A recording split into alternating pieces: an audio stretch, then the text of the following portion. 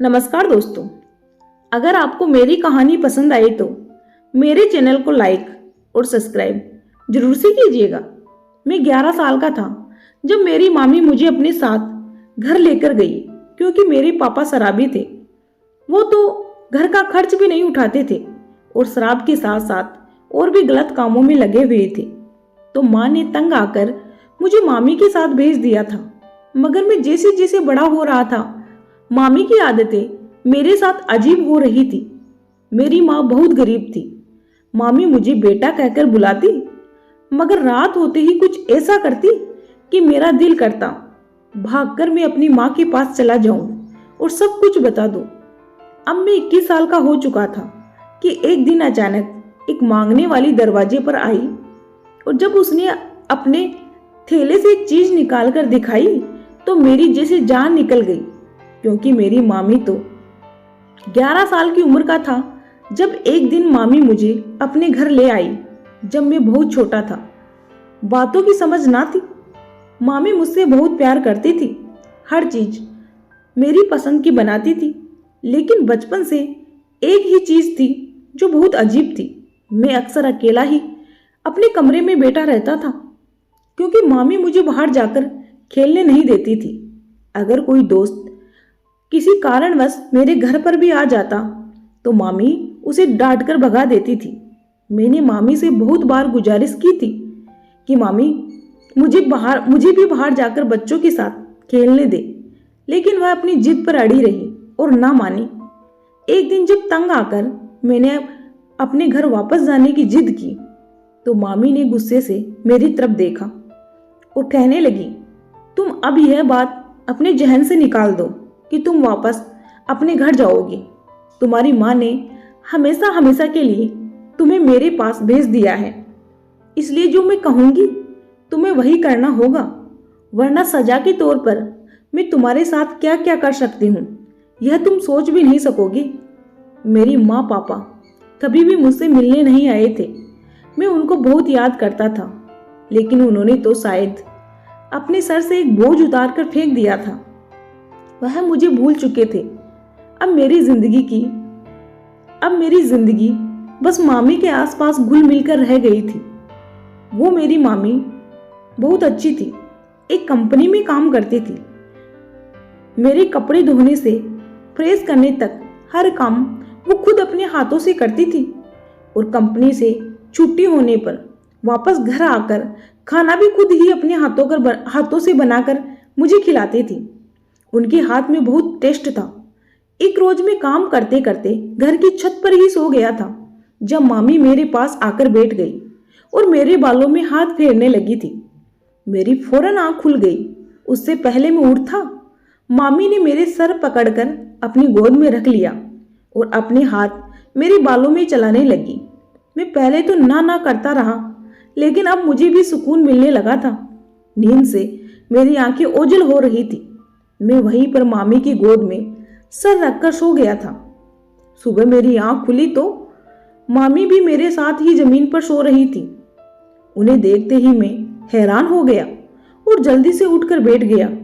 मामी की हरकतें तो मेरी समझ से बाहर होती जा रही थी। अब मैं कोई बच्चा ना रहा था जो मामी की इन हरकतों को ना समझता। मैं अब मामी की ऐसी हरकतों का बुरा समझने लगा था, जिसकी वजह से मेरे दिमाग में मामी की बहुत ही खराब छवि बन रही थी। उनका बहुत ही कैरेक्टर गलत बन रहा था। मैं नहीं चाहता था कि मैं उनके इस बारे में कुछ भी गलत सोचूं, इसलिए जितना हो सकता था उनको खुद से दूर रखता था। लेकिन मामी तो किसी न किसी बहाने से मेरे पास रहने की कोशिश करती थी। मुझे अब मामी से डर लगने लगा था। ऊपर से पता नहीं क्यों मुझे क्या होता जाता था। जब भी मामी करीब रहती तो अजीब तरह का डर महसूस होने लगा था। मैं खुद से भी डरा डरा रहने लगा था। वह मेरी मामी थी। मामी मुझे पसंद करती थी, यह बात अब मेरे दिमाग में रहने लगी थी। लेकिन मैं अक्सर खुद को डांट देता, क्योंकि वह सब बच्चों की तरह मेरा इतना ख्याल रखती थी। पर मैं अपनी ही मामी के बारे में अजीब अजीब वहम पालने लगा था। एक दिन मामी रात को मेरे कमरे में आ गई। मैंने कहा, आपको कुछ काम है? आप रात के इस वक्त यहाँ मामी ने कहा, नहीं, मुझे नींद नहीं आ रही थी। काफी दिनों से सो नहीं पा रही हूँ, इसलिए मैंने अब सोचा है मैं तुम्हारे साथ इस कमरे में सोया करूंगी। मामी की इस बात ने मेरे तो होश उड़ा दिए। लेकिन आप यहाँ क्यों सोएगी? मैंने जल्दबाजी में कहा। उन्होंने कहा, क्यों सोऊंगी से क्या मतलब है तुम्हारा? मेरा घर है, मैं कहीं पर भी सो सकती हूँ। और अगर तुम यहाँ पर सो भी जाओगी तो इसमें इतनी हैरानी वाली क्या बात है? तुम अभी थोड़ी मेरे पास रह रहे हो, काफी अरसा गुजर चुका है तुम्हें मेरे साथ रहते हुए, और मेरे ख्याल से इस मामले में तुम्हें कोई भी जवाब दूं, इसलिए खामोशी से मेरे पैरों वाली साइड पर सो गई। और मैं तकिए वाली साइड पर मामी ने कहते ही अमल किया था। तकिए वाली साइड पर सो गया और आराम से जाकर लेट गई थी, जबकि मैं अभी तक हैरान और परेशान मामी की तरफ अजीब नजरों से देख रहा था। वह यह सब हरकतें करके जो कुछ करना चाहती थी, मैं कभी भी नहीं करने वाला था। मेरे दिल में अब डर के साथ साथ एक और जज्बात भी मामी के लिए पैदा हो चुका था, और वह था नफरत का जज्बात। पता नहीं क्यों अपनी ख्वाहिशों के आगे उन्होंने अपनी उम्र नजर क्यों नहीं आ रही थी। और अगर इतना ही सब था तो वह शादी कर लेती क्यों, कि मेरे मामा को मरे हुए तो अरसा बीत चुका था। अरे हाँ, यह ख्याल मेरे दिमाग में पहले क्यों ना आया? अगर मामी की शादी कर दी जाए तो वह भी अपनी जिंदगी आराम से काट सकती है और आराम से रह सकती है। उन्हें यह सब हरकतें भी करनी पड़ती। अब मेरे दिमाग में के घोड़े दौड़ने लग गए थे। हमारे ही मोहल्ले में एक 30 साल का आदमी रहता था, जिसकी शादी के फौरन बाद उसकी पत्नी मर चुकी थी। जॉब भी अच्छी खासी करता था। मैंने सोच लिया था अब मुझे क्या करना है। अपनी सोची हुई बात पर अमल करने का ठान लिया। मैंने अपनी आंखें बंद कर मैंने यह ठान लिया था कि मैं मामी की शादी करवाना चाहता हूँ। उनकी शादी की उम्र निकल चुकी थी, और अगर उनके जहन में गलत ख्याल आता भी था तो शुक्र था वह मेरे लिए था। इसलिए मैंने सोच लिया था अब मामी की शादी करवा कर मैं उनकी जिंदगी को आसान कर दूंगा। अगर मेरी जगह कोई और होता तो शायद मामी अब तक पछता रही होती। मैंने इस चीज को अपने दिमाग पर हावी नहीं किया, लेकिन मामी की हरकतों से मैं काफी डरा जरूर रहने लगा था। अगली रोज से मैं काम पर लग चुका था। मैंने अपने मोहल्ले के पड़ोसी के घर आना जाना शुरू कर दिया था। एक रोज ऐसे ही बातों में उनसे उनकी शादी के बारे में पूछा तो उन्होंने बताया उनकी बीवी का कैरेक्टर अच्छा नहीं था। वो बहुत से लोगों के साथ संबंध बनाती थी, इसलिए उनको HIV हो गया था। उसकी इस बीमारी को काफी दिनों तक छुपा कर रखा था, लेकिन उसका पर्दाफाश हो गया था। तब से मुझे शादी से नफरत सी हो गई थी। अब मैं बस अपने काम पर ध्यान देता हूँ। लेकिन आपको दूसरी शादी कर लेनी चाहिए। अगर एक औरत सही ना रही हो, इसका मतलब ये नहीं कि दूसरी भी वैसी ही हो। ये तो जरूरी नहीं है। वह शायद आपकी किस्मत में नहीं थी। आपकी किस्मत में शायद मेरी मामी जैसी कोई साफ चरित्र की औरत थी। अब आप सोचिएगा जरूर। इस बारे में मैंने मुस्कुराकर कहा और खुद वहां से वापस आ गया। अब मेरे जहन में इस शख्स की बातें घूम रही थी। वह पक्का खिलाड़ी था। मुझे अब मामी की चिंता हो रही थी। उसे दूर ही रखना था मुझे मामी को, कि इसकी चरित्र पर कोई उंगली ना उठा ले। लेकिन मैं यह सब नहीं सोच रहा था। उन पर नए इल्जाम लगाने की कोशिश कर रहा था, लेकिन मैं करता भी तो क्या करता। मेरे बस में कुछ भी नहीं था। और जैसे मामी की हरकतें थी, अच्छा खासा मर्द यही सब सोचता, बल्कि पहल भी कर चुका होता। लेकिन मैं ऐसा कुछ नहीं करना चाहता था। मैं मामी को इस दलदल में नहीं जाने देना चाहता था, जहां अंदर जाने का रास्ता तो था, लेकिन बाहर आने का कोई रास्ता नहीं था। कुछ दिनों के बाद उस आदमी की माँ हमारे घर पर आई थी। मेरी मामी को तो सारे मामले का कुछ पता न था, लेकिन अब मेरे डर के मारे पसीने छूटने लगे थे, क्योंकि मामी ने जब उनकी पूरी बात सुनी तो एक अजीब सी नजर मुझ पर डाली थी। उस नजर में कुछ ऐसा था कि मैं शर्मिंदा होकर रह गया था। मामी बिल्कुल हैरान हो चुकी थी। वह परेशानी से बार बार अपने हाथ मसल रही थी। इसके बाद जब उसकी बर्दाश्त से बाहर बातें हुई तो वह एकदम उठी और उन लोगों पर चिल्लाकर उनको बाहर जाने को कहा। वह औरत हैरानी से मामी की तरफ देखने लगी। मामी ने अपनी आंखें बंद करके खोली और औरत को लेकर अपने कमरे में बंद हो गई। उसके बाद मामी ने न जाने उस औरत से क्या कहा कि वह उससे माफी मांगते हुए चली गई। मैं दौड़कर कमरे में बंद हो गया था। मुझे मालूम था अब मेरी क्लास लगने वाली है। मामी को पता चल गया होगा कि यह सब मेरा ही किया धरा है। इसके बाद से एक और अजीब हरकत हुई थी। अब मामी ने मुझसे कुछ ना कहा था और ना ही बाहर जाने पर रोक टोक लगाई गई थी, बल्कि मुझ पर नजर रखना भी छोड़ दिया था। 3-4 दिन ऐसे ही गुजरे तो मैं भी इस किस्से को भूल गया।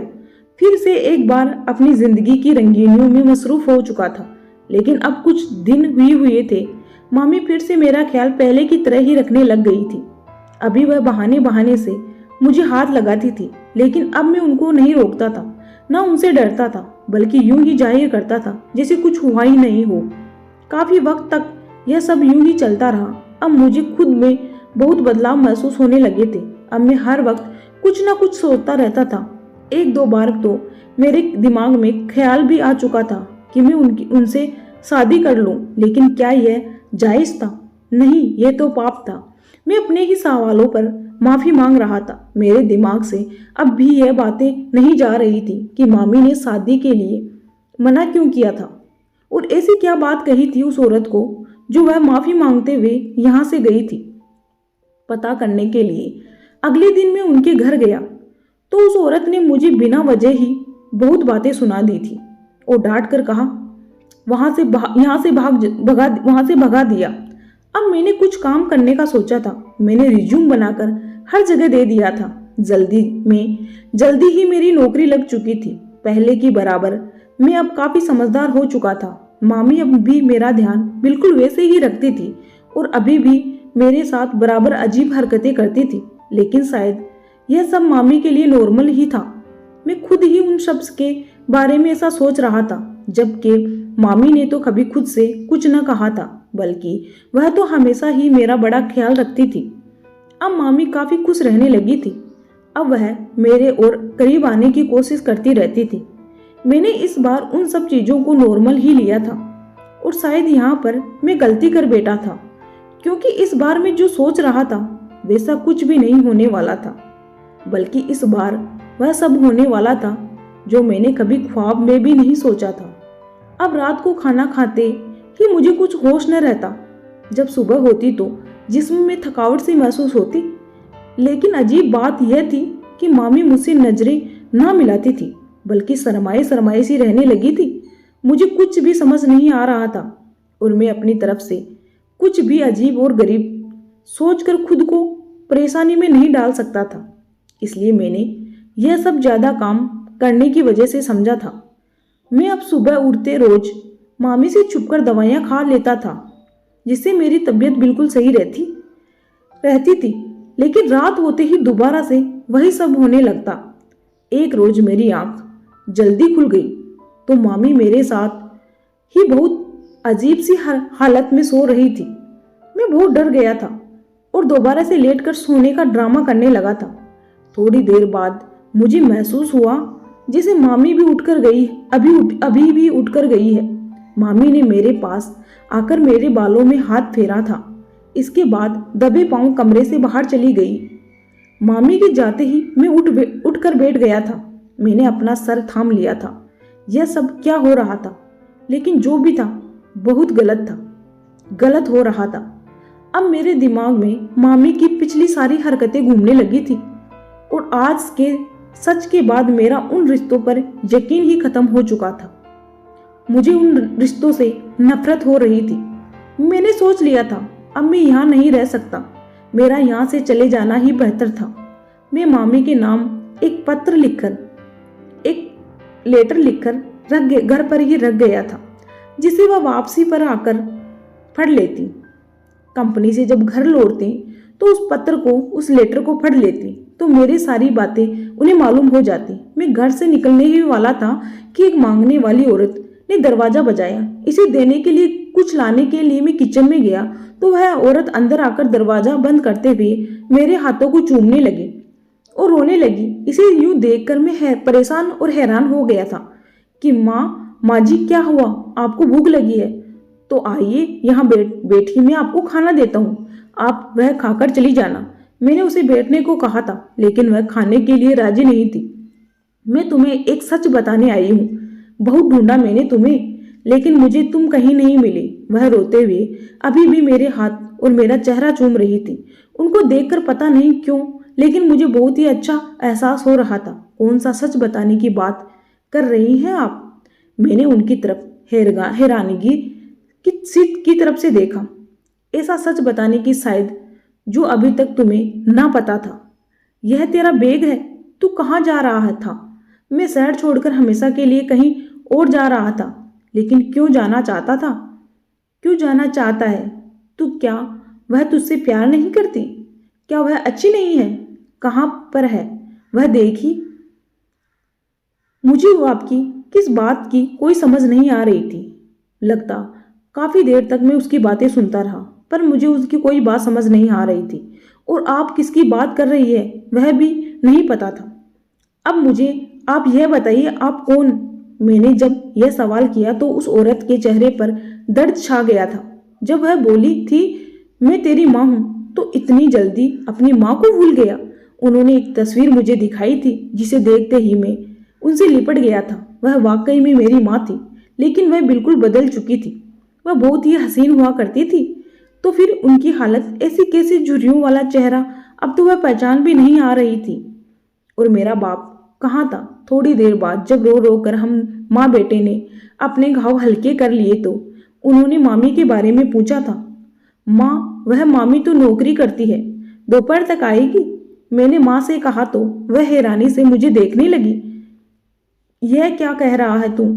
किसकी किसकी बात कर रहा है? माँ शायद मामी को भूल चुकी थी। मैंने जल्दी से अपनी जेब से एक तस्वीर निकाली थी और माँ को दिखा दी थी, जिसे देखते ही माँ ने गहरी सांस ली थी, जैसे वह सब कुछ समझ गई हो। उसके बाद मुझे और मामी को लेकर जो राज माँ ने मुझे कहा था, मैं दंग रह गया था। माँ ने मुझे पापा के बारे में बताया था कि वह तेरे पापा ने तेरे जाते ही दूसरी शादी कर ली थी। उनकी दूसरी पत्नी कम उम्र की थी। उसकी बातों में आकर तेरी माँ को यानी कि मुझे घर से निकाल दिया था। तब से माँ पुराने घर में ही रहती थी। वह हर रोज मेरी तलाश में निकलती थी, इस आस में पर कि एक ना एक दिन उसका बेटा जरूर मिलेगा। और आज वह दिन आ गया था।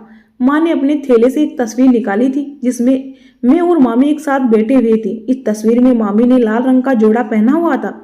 मैंने माँ की तरफ देखा तो वह बोली थी, यह तेरी मामी नहीं, तेरी बीबी है, तेरी पत्नी है, जिसकी बचपन में ही तुझसे शादी करा दी गई थी और तब से यह तेरा ख्याल रख रही थी। इसके घर वालों ने अपने सर से बोझ समझकर इसकी शादी तुझसे करवा दी। वह बेचारी बहुत मजबूर थी, इसलिए मैंने तेरी शादी के लिए उससे हाँ कर दी थी। क्योंकि तेरा बाप मेरा ही खर्चा न उठा पा रहा था, तो मैंने तुझे इसके हवाले कर दिया था। और तेरा बाप इसे रखने को तैयार नहीं था, इसलिए तुझे ये वहां से लेकर चली गई। बचपन में सब तेरा मजाक बनाते थे। यह तेरी मामी नहीं, तेरी पत्नी है। और मैं हैरान इस बात पर हूँ कि तूने सच मानकर उनकी बातों पर यकीन भी कर लिया था और आज तक उनकी बातों की वजह से खुद को अपनी बीवी को पत्नी कहने के बजाय उसे मामी कहकर बुला रहा था। यह सच जानकर मुझे अपनी सोच पर शर्मिंदगी हुई और मामी पर तरस आया था। वह कितनी हिम्मत वाली थी, कैसे यह सब कुछ बर्दाश्त करती रही। मैं तो खुद इसके लिए रिश्ते की बात कर चुका था, जिसे आज तक मामी समझता रहा था। वह मेरी बीवी थी, वह मेरी पत्नी थी और जो कुछ भी वह करती आ रही थी एक पत्नी होने की हैसियत से करती आ रही थी। इस वक्त वह घर पर आ गई थी और माँ को देखकर होश खो बैठी थी। इसे पता चल चुका था कि अब सच्चाई यह जान चुका है, इसलिए वह मेरे सामने आने से शर्म कर रही थी। माँ के सोने के बाद रात को मैं उसके कमरे में चला गया था। वह अभी तक जग रही थी। मुझे देखते ही मुंह फेर कर बैठ गई। मैंने दरवाजा बंद किया और उसके पास जाकर खड़ा हो गया। क्यों छुपाया मुझसे? यह सब कुछ मुझे बता भी तो सकती थी ना। मैंने फिजूल में इतना सब गलत सोचा। मैंने कहा था, मैं तो भूल गई थी कि तुम्हें यह सब नहीं मालूम, इसलिए खामोश रही। बाद में जब मुझे तुम्हारी हरकतों का पता चला तो मैंने तुम्हें तुम्हारे हाल पर छोड़ दिया। तुम भी मुझे पसंद करते हो। यह तुम क्या कह रही हो? मैं बड़ी हूँ तुमसे, इसलिए मुझे आप कहकर बुलाइए, उसने शर्मा कर कहा। लेकिन रिश्ते में तो मैं तुमसे बड़ा हूँ, पति हूँ तुम्हारा। और मैंने शरारत से कहा तो वह हंस पड़ी थी। मैं जाने अनजाने में अपनी जिंदगी की सबसे बड़ी गलती करने वाला था। अगर माँ सही वक्त पर आकर मुझे सच न बताती तो मैं अपनी जिंदगी को छोड़कर जा चुका होता। हम दोनों ने अपनी जिंदगी की नई शुरुआत कर ली थी। माना वह उम्र में मेरे से काफी बड़ी थी, पर मैं आज 2 बच्चों का बाप हूँ और मेरी बीवी वाकई एक मोहब्बत और इज्जत करने वाली साबित हुई थी। इसलिए कहते हैं, जब तक बात की तह तक न पहुंचे कोई भी फैसला न ले, हमेशा कोई भी ऐसा कदम न उठाए जिससे आप पहले आपको पछताना पड़े। एक बार सब सच जानने की कोशिश जरूर करें। आप अनजाने में ही अपना कितना बड़ा नुकसान कर बैठोगी, आपको पता भी नहीं चलेगा। धन्यवाद दोस्तों, अगर आपको मेरी कहानी पसंद आई तो मेरे चैनल को सब्सक्राइब जरूर से कीजिएगा।